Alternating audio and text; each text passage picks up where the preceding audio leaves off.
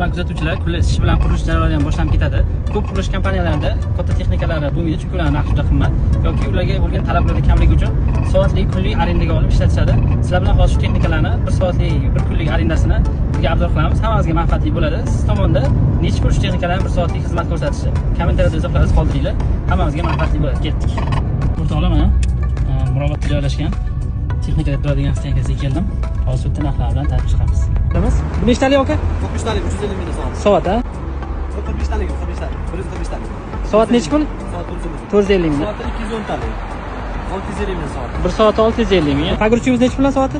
Pagurchi 2 talik, 350 ming soat. Soat a?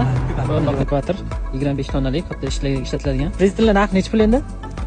Misol uchun shahar ichi 1 million 200, 1 million 300 mana shu atrof shahar ichilari. Yuraveradi, bitta zakazga bo'ladi. 1,5 tonnalik, 2 tonagacha oladigan yuk oladigan gazellar narxi bir reysi 300 mingdan 500 minggacha, kunlik arendasi 1 milliondan boshlanaveradi. O'rtoqlar, narxlarni eshitdinglar. Sizlar tomonidan narxlar shu narxlardan qimmatmi, arzonmi? Izohlarda o'z javobidan qoldiringlar.